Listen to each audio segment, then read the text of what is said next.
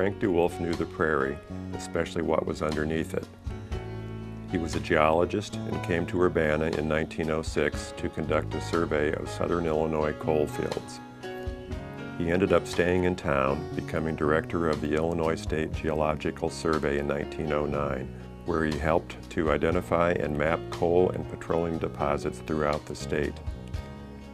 One of his greatest contributions was the creation of a statewide educational service, with the Survey Office publishing a series of bulletins for teachers on the geology of Illinois. He moved into this house with his family in 1912, and its striking architecture must have drawn the attention of the neighborhood. The Prairie-style house is largely credited to Frank Lloyd Wright, one of America's greatest architects. His distinctive work had been evolving as he grew more assured in his views, and the publication of an article by him in Ladies' Home Journal in 1901, a hometown in the prairie, gave his new style a name. The exterior recognizes the influence of the prairie, is firmly and broadly associated with the site, and makes a feature of its quiet level, Wright wrote in the article. Strong horizontal lines define the prairie style. Other features included one-story projections, belt courses between stories, and oversized eaves which appear to spread out and hug the ground. The open interiors and rows of small windows and art glass, coupled with the low-pitched roof, create a warm, informal, and inviting space that looks right at home on the wide-open spaces of the prairie. These homes blend in with and are intimately connected to the landscape.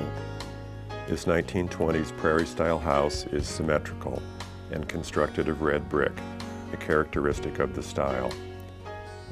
The house has features such as low-pitched hip roof with wide overhanging eaves, decorative urns, and subtle detailing. The ornamentation on the house is very subtle and consists mostly of simple brick detailing. For example, the corners of the house are accented by brick pilasters. Also, several protruding horizontal bands of brick emphasize the top half of the second story and run around the house. These bands attempt to emphasize the horizontality of the house, a common feature used in prairie-style architecture. The house also has very simple rectangular windows that are accented with white window frames. A horizontal band of ribbon windows turns the corner of the rear of the house.